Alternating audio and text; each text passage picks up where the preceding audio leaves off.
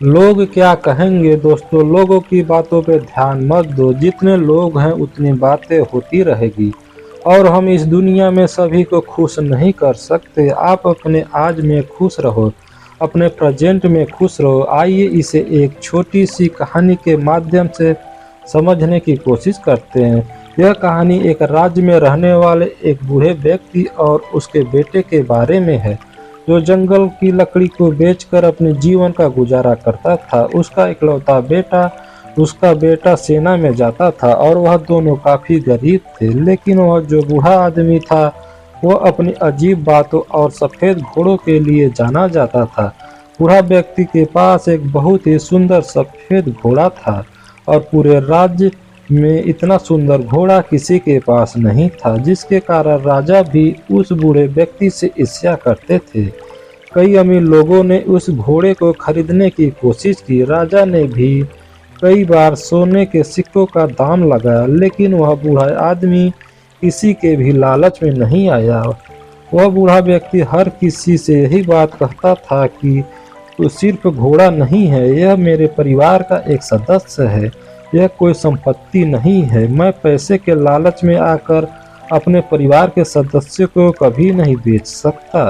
रात का समय था और वह बूढ़ा आदमी और उसका बेटा दोनों ने खाना खाने के बाद वह लड़का सो गया और उसके पिताजी घोड़े को अस्तबल में बांध के अपने घर के बाहर बिस्तर पर सो गए। अगली सुबह जब बूढ़ा आदमी अस्तबल में घोड़े को लेने गया तो बूढ़े आदमी ने देखा कि घोड़ा अस्तबल में नहीं था। बूढ़े आदमी ने उस घोड़े की बहुत तलाश की, लोगों से भी पूछताछ की, लेकिन उसका घोड़ा कहीं नहीं मिला। वह बूढ़ा आदमी काफी परेशान हो गया था। उसे लगता था कि उसका घोड़ा किसी ने रात में चोरी कर लिया। कुछ समय यह बात पूरे राज्य में आग की तरह फैल गई। कई लोग वहां आ गए और बातें करने लगे। हमें पहले से ही पता था कि किसी दिन घोड़ा चोरी हो जाएगा।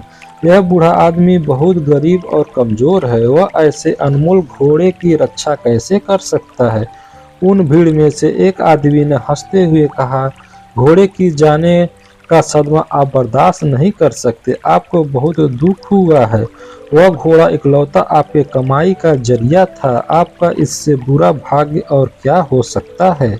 अगर आप घोड़े को पहले ही राजा को बेच देते तो आपको अच्छी रकम मिल जाती और आप अपना बुढ़ापा आराम से गुजारते।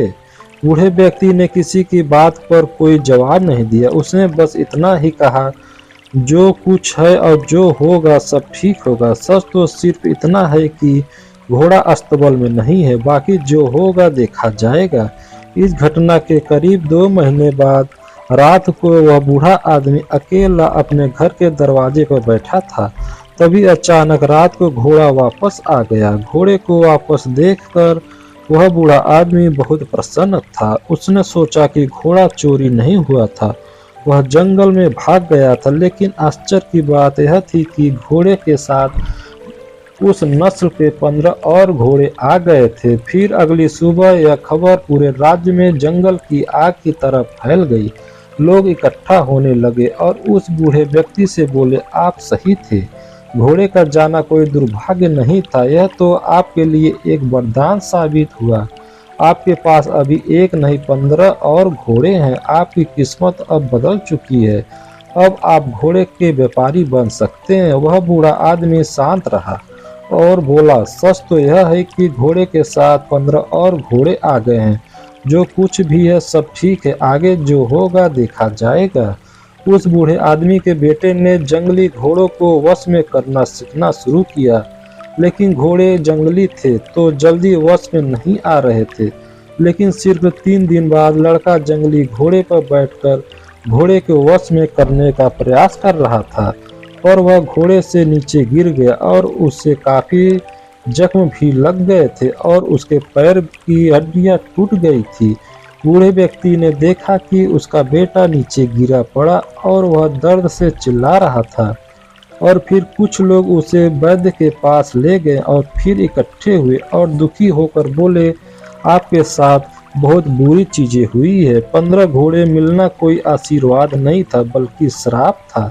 आपके इकलौते बेटे का पैर टूट चुका है, अब उसकी शादी कैसे होगी। लेकिन वह बूढ़ा आदमी लोगों की बातों से प्रभावित नहीं हुआ। उस बूढ़े आदमी ने कहा, सच तो यह है कि बेटे ने एक पैर खो दिया। यह भी सच है कि अब मुझे उसके बुढ़ापे में उसकी मदद करनी होगी। लेकिन जो कुछ भी हुआ है सब ठीक है, आगे जो होगा देखा जाएगा। कुछ समय बाद राजा के पड़ोसी दुश्मनों ने एक विशाल सेना के साथ राज्य पर हमला कर दिया।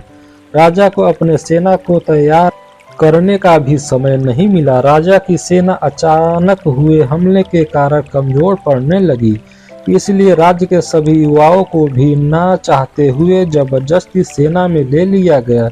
राजा और उसकी प्रजा युद्ध में दुश्मन का सामना कर रहे हैं और दूसरी तरफ उसे बूढ़े आदमी का बेटा बच गया क्योंकि वह लंगड़ा था। लोग रोते हुए बूढ़े आदमी के घर जमा होने लगे और लोगों ने उससे कहा, आप सही थे, आपके बेटे का टूटा हुआ पैर आपके लिए आशीर्वाद साबित हुआ है। उसे युद्ध में नहीं जाना पड़ा, लेकिन हम सभी बहुत परेशान हैं। हमारे बच्चे अब चले गए हैं, हमें नहीं पता कि वे युद्ध से वापस आएंगे या नहीं। हम सभी जानते हैं कि आप सुख और दुख में एक से रहते हैं, लेकिन आप यह कर कैसे लेते हैं। बूढ़े व्यक्ति ने कहा, सबसे पहले सच को समझो। सच सिर्फ इतना ही है कि तुम्हारे बेटे मातृभूमि की सेवा करने गए हैं। शायद यह तुम्हारी इच्छा नहीं थी, फिर भी वे चले गए। यह दुर्भाग्य है या सौभाग्य, कोई नहीं जानता है। वह आगे बोला, जब तक आप लोग चीज़ों को अच्छा या बुरा कहने की आदत नहीं छोड़ेंगे, तब तक आप परेशान होते रहेंगे। भाग्य की देखभाल क्यों करनी है? अगर करना ही है तो अपने कर्मों का ध्यान रखें, अपने विचारों का ध्यान रखें और सुखी से जीवन जीते रहें। लाभ हानि भाग्य यह जीवन के छोटे से छोटे हिस्से हैं। जिस तरह आप एक लाइन को पढ़कर पूरी किताब नहीं समझ सकते, उसी तरह आप एक घटना के आधार पर यह कैसे तय कर सकते हैं कि जीवन अच्छा है या बुरा। जो हमारे नियंत्रण में नहीं है, हम उसके बारे में राय बनाते हैं और अर्थहीन निर्णय देकर परेशान हो जाते हैं। जीवन की छोटी छोटी घटनाओं के बारे में निष्कर्ष निकालने के बजाय वर्तमान पल में रहें। जीवन इसी वर्तमान में खुश रहें और अपना काम करते रहें। आपको इस बात पर ध्यान देने की ज़रूरत नहीं है कि लोग क्या कहते हैं, क्या कहेंगे, भले ही वो आपके बारे में अच्छा या बुरा बोल रहे हैं। यदि आप इस बात पर ध्यान देते हैं कि लोग क्या कहते हैं, तो आपका मन अपने आप बेचैन होने लगता है। इसलिए आपको अपने जीवन के महत्वपूर्ण कार्यों पर ध्यान देना चाहिए, जो आपके हमेशा आंतरिक खुशी देगा। बूढ़े आदमी के शब्दों ने लोगों को सोचने पर मजबूर कर दिया था।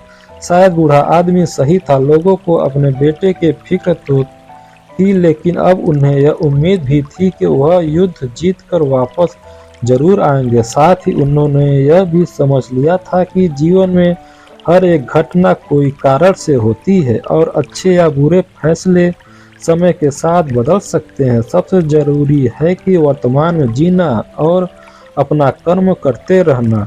और इसके बाद करीब 2 दिन बाद राजा यह युद्ध जीत गया, लेकिन उस युद्ध में काफी सैनिक और वह नौजवान घायल हो चुके थे। सब लोग उन्हें वापस देखकर बहुत खुश थे और वह बूढ़ा आदमी और उसका बेटा दोनों वर्तमान में आराम से जीने लगे। दोस्तों, इस कहानी से यह सीख मिलती है कि लोगों की बातों पर ध्यान मत दो, अपना कर्म करो। जितने लोग हैं उतनी बातें होती रहेगी और हम इस दुनिया में सभी को खुश नहीं कर सकते। अपने आज में, अभी में खुश रहो, अपने प्रेजेंट टाइम में खुश रहो। इसीलिए जो आपको सही लग रहा है, जिसमें आपका फायदा है, उस बात का अपने दिमाग के आधार पर सही फैसला लो। लोग आज कुछ कहते हैं तो कल कुछ और, इसलिए हमें लोगों को नहीं बल्कि अपने काम पर ध्यान देना है, अपनी मंजिल पर ध्यान देना और आगे बढ़ते रहना है। अगर हम इसी तरह लोगों की बातें सुनते रहे तो हम कभी भी आगे नहीं बढ़ पाएंगे और इनकी बातों में उलझ कर रह जाएंगे। दोस्तों, आपने आज इस वीडियो से क्या सीखा वह मुझे आप कमेंट में बता सकते हैं। इसी के साथ यह उम्मीद है कि आपको आज की वीडियो पसंद आई होगी।